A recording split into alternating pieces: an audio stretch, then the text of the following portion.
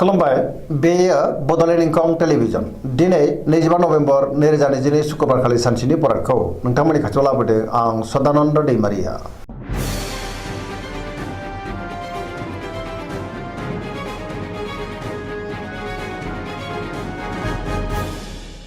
सिगां फरायनो लादों मेष राशि गिबि हांखो अ ल दिनैनि साना मोजां आरो गाज्रिनि गेजेरजों बाबेरलांगोन। गोबां रोखोमनि जेंना जेंनाजों मोगा मोगि जानांनो हागौ आरो बेले बेजे थासारिबो फैनो हागौ। मावनो लानाय खामानिखौ मावफुंनो गोब्राब जागोन। माबा नङा माबा मोनसे हेंथा फैनोबो हागौ। गोसोखौ दिनै जोबोर गोनो गोथो मोनगोन। देहाया मोजाङै थागोन अब्लाबो नाथाय जानाय लोंनायाव सांग्रां जानांगोन। बहानिफ्रायबा हरखाबै गाज्रि खौरांबो फैनो हागौ।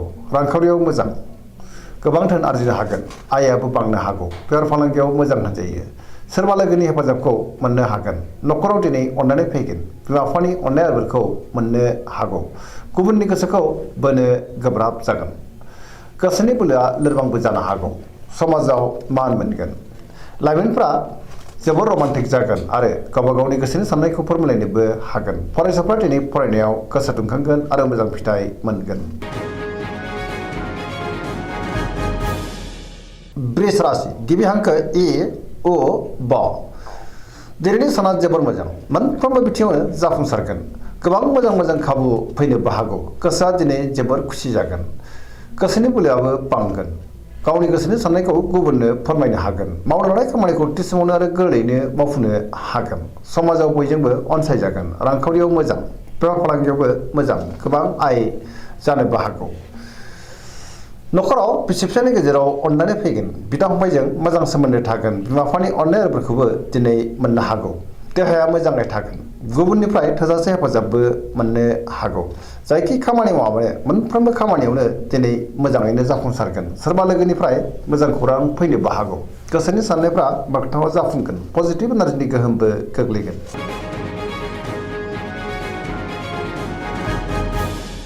मिथुन राशि गिबि हांखो ख स दिनैनि साना जोबोर मोजां। पजिटिभ एनार्जिनि गोहोम गोग्लैनो हागौ। गोसोआव खुसिया बांगोन। मोनफ्रोमबो बिथिङाव जाफुंसारनो हागौ। गियाननि आंखाल जानाय नङा। गोथों आरो गोग्गो साननो रोंगोन। गोसोखौ जोबोर गोजोननाय मोनगोन। गोसोआ दिनै जोबोर खुसि जागोन। देहाया मोजाङैनो थागोन। रांखावरियाव मोजां अब्लाबो नाथाय खरसायाबो बांनो हागौ। बेफार फालांगियाव मोजां होनजायो। न'खराव अननानै फैगोन। समाजाव दिनै मान मोनगोन। मावनो लानाय खामानिखौ थि समावनो आरो गोरलैयैनो मावफुंनोबो हागोन। सोरबा लोगोनिफ्राय मोजां खौरांबो फैनो हागौ। गुबुनजों मोजां सोमोन्दो लाखिनोबो रोंगोन। लाइमोनफोरनि गोसोआ दिनै जोबोर रमान्टिक जागोन आरो गोसोनि साननायखौ फोरमायलायनोबो हागोन।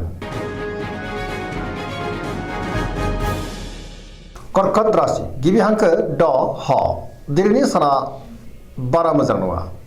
गुबुनजों रायखोमा जानोबो हागौ। सोरबा लोगोनि गाज्रि नोजोर नांनोबो हागौ। सांग्रां जानाया गाहाम। माबा मोनसे गाज्रि खौरांबो फैनो हागौ। गोसोआ दिनै जोबोर उसुखुथु जागोन। गोसोनि साननायफ्रा देबारनांगोन। गोसोआव नेगेटिभ साननाय फैगोन। मावनो लानाय खामानिखौ थि समावनो मावफुंनो हागोन। अब्लाबो नाथाय माबा नङा माबा मोनसे गोरोन्थिबो जालांनो हागौ। रांखावरियाव बारा मोजां नङा। बेफार फालांगियावबो बारा मोजां नङा। न'खराव दिनै अननानै फैगोन। समाजाव लोगो लेवानि आंखालबो फैनो हागौ। देहाया मोजाङै थागोन।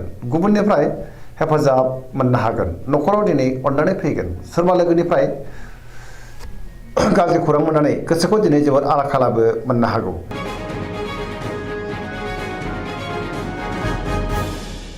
सिंह राशि गिबि हांखो म ट दिनैनि साना जोबोर मोजां। गोसोआव पजिटिभ साननाय फैगोन। गोथों आरो गोग्गो साननो रोंगोन। गियाननि आंखाल जानाय नङा। मावनो लानाय खामानिखौ थि समावनो आरो गोरलैयैनो मावफुंनोबो हागोन। सोरबा लोगोनिफ्राय मोजां खौरांबो फैनो हागौ। लोगो लेवानि आंखाल जानाय नङा आरो बिसोरनिफ्राय थोजासे हेफाजाबबो मोनगोन। बहाबा दावबायनो एबा हान्थिनो खाबुबो मोननो हागौ। रांखावरियाव मोजां अब्लाबो नाथाय खरसायाबो बांनो हागौ। बेफार फालांगियाव जोबोर मोजां मुलाम्फा मोननो हागोन। आयाबो बांनो हागौ। गोसोनि साननायखौ दिनै गुबुननो फोरमायनोबो हागोन। न'खराव दिनै अननानै फैगोन। समाजाव मान मोनगोन। गुबुननि गोसोखौ गोरलैयैनो बोनो हागोन। देहाया दिनै मोजाङैनो थागोन। बयजोंबो गोरोबनो रोंगोन। गुबुननि थाखाय गोबां मोजां खामानि मावनानै होनोबो हागोन।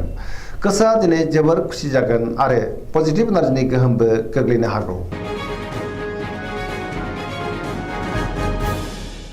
कन्या राशि गिबि हांखो प ट दिनैनि साना बारा मोजां नङा गोसोआव नेगेटिभ साननाय फैगोन गोथों आरो गोग्गो साननो रोंनाय नङा गियाननि आंखाल जानोबो हागौ मावनो लानाय खामानिखौ थि समावनो मावफुंनो गोब्राब जागोन माबा नङा माबा मोनसे हेंथा फैनोबो हागौ रांखावरियाव मोजां अब्लाबो नाथाय खरसायाबो बांगोन बेफार फालांगियाव मोजां होनजायो देहाया दिनै बारा मोजां थानाय नङा गोबां रोखोमनि देहायारि जेंनाजों दिनै मोगा मोगि जानांनो हागौ नखराव अननानै फैगोन नेगेटिभ एनार्जिनि गोहोमबो गोग्लैनो हागौ फरायसाफ्रा दिनै फरायनायाव गोसो दुंखांगोन आरो मोजां फिथाइ मोनगोन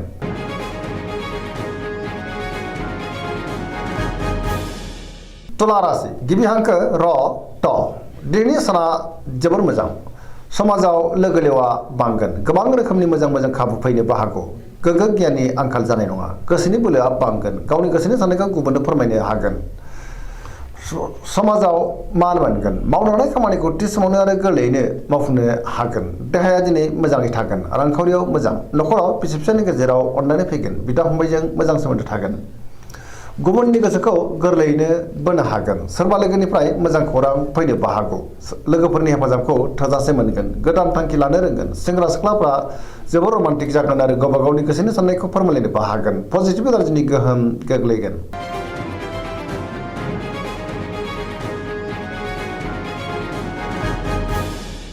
वृश्चिक राशि गिबि हांखो न स दिनैनि साना बारा मोजां नङा गोबां रोखोमनि जेंनाजों मोगा मोगि जानांनो हागौ गोसोखौ दिनै जोबोर गोनो गोथो मोनगोन समाजाव लोगो लेवानि आंखालबो जानो हागौ नेगेटिभ एनार्जिनि गोहोमबो गोग्लैनो हागौ सोरबा गोजाम लोगोजों बहाबा लोगो मोनज्लायगोन गोसोआव गोग्गो आरो गोथों साननाय फैगोन गियाननि आंखाल जानाय नङा मावनो लानाय खामानिखौ थि समावनो आरो गोरलैयैनो मावफुंनोबो हागोन बहाबा दावबायनो एबा हान्थिनो खाबु मोननोबो हागौ गुबुननिफ्राय हेफाजाबखौ मोननो हागोन गोसोनि साननायफ्रा अब्लाबो नाथाय देबोर नांगोन गोसोनि बोलोआबो लोरबां जानो हागौ समाजाव मान मोनगोन नखराव दिनै अनलायनाय फैगोन रांखावरियाव मोजां अब्लाबो नाथाय खरसायाबो बांनो हागौ बेफार फालांगियाव मोजां होनजायो देहाया दिनै मोजाङैनो थागोन फरायसाफ्रा फरायनायाव गोसो दुंखांगोन आरो मोजां फिथाइ मोनगोन लाइमोनफ्रा जोबोर रमान्टिक जागोन आरो गावबा गावनि गोसोनि साननायफोरखौ फोरमायलायनोबो हागोन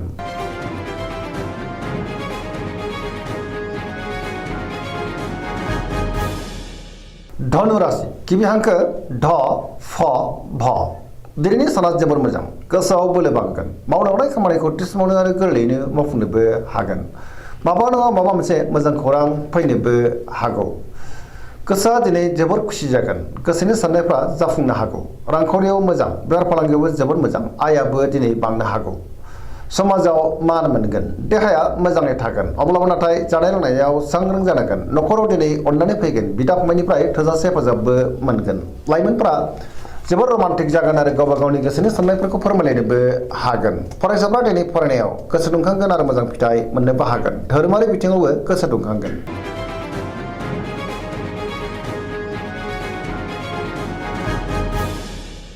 मकर राशि गिबि हांखो ख ज दिनैनि साना बारा मोजां नङा गोजोननि आंखाल जानो हागौ गोसोनि साननायफ्रा देबोर नांगोन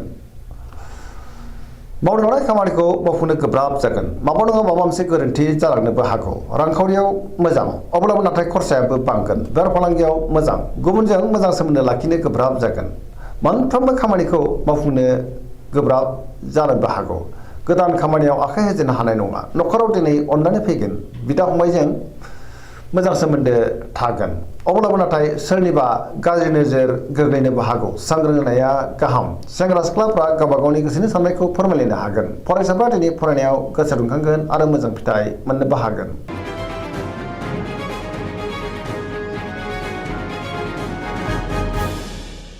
कुम्भ राशि गिबि हांखो ग स दिनैनि साना जोबोर मोजां गोसोखौ दिनै जोबोर गोजोननाय मोनगोन मावनो लानाय खामानिखौ थि समावनो आरो गोरलैयैनो मावफुंनोबो हागोन सोरजोंबा बाख्नाय जानो हागौ पजिटिभ एनार्जिनि गोहोम गोग्लैगोन आरो पजिटिभ साननो रोंगोन बहाबा हान्थिनो एबा दावबायनो खाबु मोननोबो हागौ सोरबा लोगोनिफ्राय मोजां खौरां फैनोबो हागौ गोबां मुंदांखा सुबुंजों दिनै लोगो मोनलायगोन रांखावरियाव मोजां अब्लाबो नाथाय खरसायाबो बांनो हागौ बेफार फालांगियावबो मोजां होनजायो देहाया दिनै मोजाङैनो थागोन नखराव अननानै फैगोन गुबुननिफ्राय थोजासे हेफाजाबबो मोनगोन बहाबा दावबायनो एबा हान्थिनो खाबु मोननो हागोन आरो मोजाङैनो हान्थिनोबो हागोन पजिटिभ एनार्जिनि गोहोम गोग्लैनो हागौ